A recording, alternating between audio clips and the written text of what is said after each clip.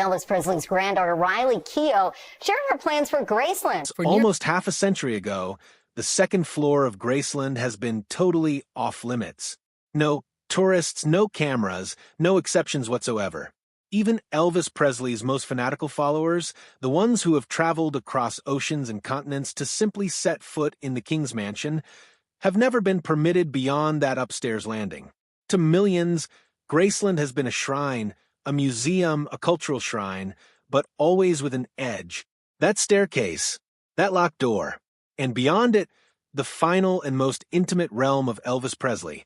Fans murmured, historians guessed, conspiracy theories ran rampant. But silence prevailed. Now, decades on, that silence is finally about to break. Riley Keough, the granddaughter of Elvis and the new Graceland owner, has made up her mind to talk. What she has to say isn't about tours or merchandise or yet another shiny tribute. It's about what has been kept from us for nearly half a century. Hidden rooms trapped in time, drawers packed with undelivered letters, a room that is less an archive than a lingering memory. For as long as anyone can remember, Elvis buffs have swapped speculation about what is being kept upstairs. Was it a private shrine lovingly maintained by his family? Was there a secret tunnel under the estate that Elvis escaped through? Was there unreleased music, the final tender songs of a man who could no longer handle the burden of fame? Riley Keough is not just unlocking a door, she is pulling back a veil. And by doing so, she is uncovering something even die-hard Elvis fans never dreamed. But in order to know why the upstairs rooms are such a big deal, you need to know the history of Graceland itself. Before it was the most famous home in music history, before it was branded into pop culture and turned into a pilgrimage, Graceland was simply a simple southern home on the outskirts of Memphis. It was constructed in 1939 by a rich printing tycoon named S.E. Tuff. It sat on land that had previously been owned by his daughter, Grace, thus the name. The house itself wasn't showy by today's standards. 10 rooms, white columns, a wide porch supported by fields. It had charm, but no legend to its name. That would arrive in 1957, when a restless 22-year-old Elvis Presley, already too famous for his own good, came looking for shelter. By then, Elvis was the world's most recognizable performer. He could not walk the streets of Memphis without being besieged. He could not dine in restaurants without causing pandemonium. He required some place private, some place apart, where he could escape the pressures of fame that already seemed to threaten to consume him. Graceland was not the biggest mansion available to him, nor the most extravagant. What it provided was what he desired more than fountains or chandeliers: privacy. It was purchased by him not for its size, but for its potential. But, as history would demonstrate, fame has a way of permeating every nook.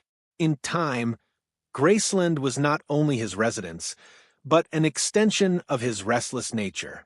Some rooms within the house spoke more about Elvis's life than any book ever written. The most iconic of them all is the Jungle Room.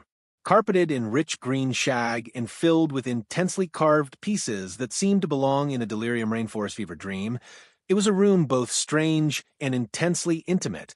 To the uninitiated, it appeared eccentric, but to Elvis it was sanctuary, and it was there, surrounded by the tropical kitsch and gloom, that he recorded some of his last recordings. Melancholy, offbeat songs that reflected the conflicted mental state of an actor who had attained the peak of success but grew more and more lost. Beyond the mansion was the meditation garden, constructed in 1964 as a sanctuary of peaceful contemplation. Decades later, it would be his resting place. Today, fans whisper there naturally, as though the burden of loss lingers in the air itself. And since 1982, when Graceland was open to the public, over 20 million individuals have traversed its rooms, learned its exhibits, and attempted to envision the existence of the man who dwelled there. Nevertheless, in spite of all of this, one section of the house remained closed. The upstairs, his sanctuary, the area where he spent his final hours. That upstairs has never been an off-the-cuff no-go zone. It was where he lived in seclusion, where his family mourned, and where he passed away on August 16, 1977. Because of that, no tour guide ever climbed those stairs in the public eye. No camera ever recorded beyond that threshold. The upstairs became not just room, it became the divide between history and intrigue. For decades, only a few family members and caretakers have ever passed it. But Riley Keough came of age with the knowledge that there was more there than dust and furniture. It was a life suspended. She remembers a child being warned not to go upstairs and touch anything, but even then, she sensed the burden of what remained behind. The quiet, the presence of absence, his bed still made up, his clothing still in the closet, the bedside clock perpetually frozen in time when paramedics burst in. On one nightstand, a well-worn Bible with handwritten notes, underlined passages, torn prayers. On the other, pills of medication, some still capped. Under the bed, a shoebox scrawled in bold, "Do not open." Inside lay letters Elvis never sent. One was to Lisa Marie. Another hauntingly read, "To whoever finds this after I'm gone." In his second-story study, Riley discovered shelves of books on mysticism, numerology, and theology. Marginal notes showed a searching mind following clues. Some pages were written in the style of prayers, others like a man's frantic ideations who was warring against himself. One sheet had a single word printed repeatedly, "free." To tour those rooms, Riley states, is not to tour a museum exhibit. It is to enter a recollection that never ceased. And yet, as soon as she began to speak of these discoveries, fans returned to one of the strangest and most enduring theories in Elvis lore, the tunnel. For decades, rumors have claimed Elvis faked his death and escaped Graceland through a hidden underground passage. To skeptics, it sounds like a B-movie plot. To believers, the evidence is compelling. Elvis himself had long been paranoid in the 1970s, installing security to sweep for bugs, withdrawing from the public, living virtually full-time on the second floor. Was he anticipating something? Then there was the John Burroughs incident. A man with that assumed name, a name Elvis frequently used when traveling incognito, was allegedly seen getting onto a plane in Memphis in 1978, only 1 year after his death. Coincidence?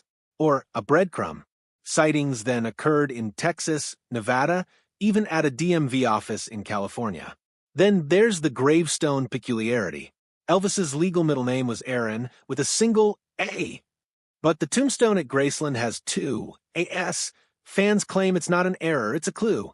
There are no blueprints of a tunnel confirmed. No proof shots. But the Presley family have never categorically dismissed it either. Riley, on her part, does not go along with these speculations. She maintains whatever is upstairs is genuine and much stronger than any speculation. What she talks about most is not exit doors or fake fatalities, but presence. The feeling upstairs Elvis lingers on. She tells of the scent of his cologne still in the air, the presence of him in the walls, his records, his books, his clothes, everything like he had just left the room for a minute. The bathroom where he passed away untouched, a place of quiet and respect that Riley will not tell in great detail. But there was one other room, one that the public was unaware of. She has revealed the quiet room. At the far end of the hallway, Elvis created a meditation room for himself. Floor cushions, soft lights, a sound machine. For Riley, this is where his real self lived. Not the icon or performer, but the man who wanted to be away from a noise. When Lisa Marie Presley died in 2023, Riley inherited not just Graceland, but the entire burden of the Presley legacy. It was not an easy inheritance. Legal issues arose almost right away. Priscilla Presley objected to the trust, and it made headlines worldwide. Though it was settled behind closed doors, it served to remind the public that Graceland is not just a home. It is the foundation of an empire, hundreds of millions in value, constructed not merely on memory, but intellectual property, licensing, image rights, and narrative control. Riley was only 34 when she stood in charge of one of the most tightly managed legacies in show business history. While some heirs like to be hands-off, Riley has opted for hands-on stewardship. She signs off on exhibit proposals, greenlights archival initiatives, and works directly with preservationists. She has started overseeing the digitization of Elvis's handwritten lyrics, letters, and notes so they can be preserved for posterity with forensic fidelity. But she has also left no doubt that business is not the only thing she's in it for. It's about safeguarding the authenticity of who Elvis was, and that means his flaws and his complications too. She's not interested in peddling a gleamed-up image at the cost of honesty. That dedication to honesty has made her careful when responding to one of the longest-running gossips, secret heirs. For decades, rumors have floated about women alleging Elvis fathered their kids. Some allegations even reached courtrooms. DNA petitions, sold hair samples, requests to exhume the body. None ever came close to meeting the impossible burden of proof needed. Most disappeared as tabloid headlines. But the rumors never quite went away. Neither Lisa Marie nor Riley ever acknowledged them publicly. Their refusal to speak has been louder than any denial. If there were ever a true heir, Riley's choice about what to do next would lie with him. Even more tantalizing than secret heirs might be rumors of secret tapes. Elvis made his last studio recordings in the Jungle Room in 1976, laying down hits such as Way Down and Moody Blue. But insiders long suggested there were others, unfinished songs, personal ballads, snippets late at night. There were some bootlegs that surfaced over the decades. Most were impersonators, but rumor of a lost Elvis archive will not die. A former estate employee once alleged that a reel-to-reel player and some unlabeled reels were found in the second-story study. No pictures, no evidence. Still, it jibes with what we do know about Elvis's practice. He would often record himself in private, doodling melodies and concepts, not for release to the public, but for personal use. His producer once conceded there were recordings Elvis didn't want anyone to ever hear. Maybe those tapes are still up in the bedroom, locked away among the stacks of papers and books. Maybe they will never be listened to, and maybe that was Elvis's plan all along. Because for a man whose sound filled stadiums and radios and hearts everywhere, the only thing he might have wanted to keep safe was the part of himself nobody else ever got to hear or see. That perhaps is the lesson of the locked rooms of Graceland. Some doors are left shut not out of hiding, but out of respect. Not everything has to be opened. Not all secrets have to be shared. To pay tribute to someone's life sometimes means allowing part of it to stay untouched. But owing to Riley Keough, we now understand that behind those sealed doors isn't an empty shrine, not a tunnel or a conspiracy, but life still resonating in every detail. A clock that has never ticked in 48 years.